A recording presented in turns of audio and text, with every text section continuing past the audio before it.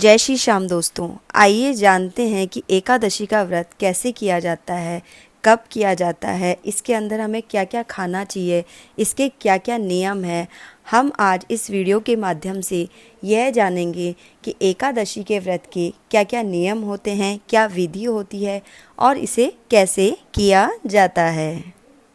एकादशी के दिन सुबह जल्दी उठकर आप स्नान वगैरह से निवृत्त हो जाएं और स्वच्छ और स्वस्थ कपड़े पहने।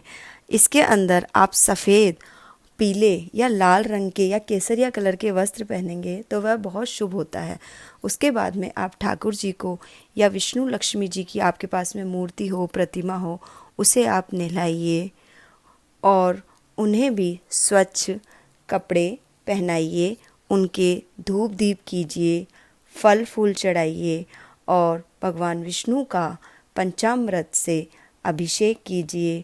भगवान विष्णु के लिए पंचामृत बनाइए और उनके लिए आलू का हलवा या फलाहार या केले, जो भी आपकी श्रद्धा हो वह आप भगवान विष्णु को अर्पण कीजिए। फिर भगवान विष्णु को पुष्प और तुलसी दल अर्पित करें। अगर संभव हो सके तो इस दिन आप व्रत जरूर करें। इस दिन आप अन्न ग्रहण बिल्कुल भी ना करें। एकादशी के दिन हो सके जितना आपको सारे परिवार को व्रत करना चाहिए और अन्न नहीं खाना चाहिए। उसके अलावा आप फलाहार ले सकते हैं या किसी भी प्रकार का सागार बनाकर फल, दूध, मेवा कुछ भी खा सकते हैं। तो ये व्रत आपको ज़रूर से करना चाहिए। एकादशी व्रत के कुछ खास नियम हैं जो आपको ज़रूर निभाने चाहिए, नहीं तो आप बहुत बड़े दोष के भागी हो सकते हैं। एकादशी के दिन कभी भी तुलसी के पत्ते नहीं तोड़ें। अगर आपको ज़रूरत है तो या तो आप एक दिन पहले ही उन्हें तोड़कर रख लें। आप तुलसी की पूजा ज़रूर करें, पर तुलसी के पत्ते एकादशी के दिन बिल्कुल भी ना तोड़ें। और एकादशी का व्रत से एक दिन पूर्व और एक दिन बाद तक सात्विक भोजन करें।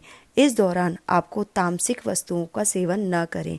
एकादशी व्रत में मसूर दाल, चावल, बैंगन, गाजर, शलगम, पालक, गोभी आदि का सेवन वर्जित है।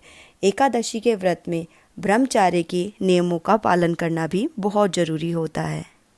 एकादशी के दिन आप बिल्कुल भी भूल कर भी आप अपने बाल ना धोएं और नाखून ना काटें। एकादशी के दिन जितना भी आपको हो सके आप 108 बार ओम नमो भगवते वासुदेवाय का जाप जरूर करें। और इसका पारण कैसे किया जाता है? इसका पारण द्वादशी के दिन होता है और इसका पारण चावल खाकर ही भगवान को भोग लगाकर फिर इसका पारण किया जाता है। और अगर आपको एकादशी का व्रत खोलना है तो उससे पहले जो भी आपने भगवान को सूखे मेवे का, बादाम, पिस्ता या जो भी किसी भी प्रकार के फल का, केले का भोग लगाया है तो तुलसी दल मुंह में लेकर और वह सब खाकर फिर आप व्रत को खोल सकते हैं। एकादशी व्रत को कभी भी अगर महिलाओं को पीरियड्स आते हैं तो उस वक्त नहीं करना चाहिए।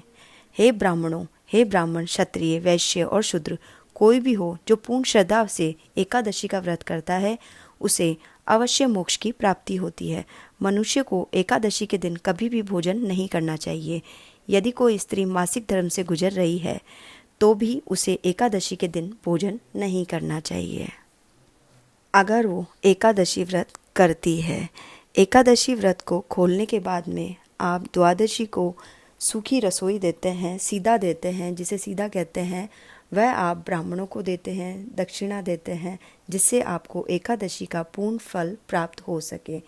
इसीलिए इस वीडियो में मैंने यही बताया है कि एकादशी का व्रत आप या तो करें तो आप पूरे नियम से करें, क्योंकि एकादशी के व्रत में आप थोड़ी भी भूल चूक करते हैं तो वह आप पाप के भागी बनते हैं।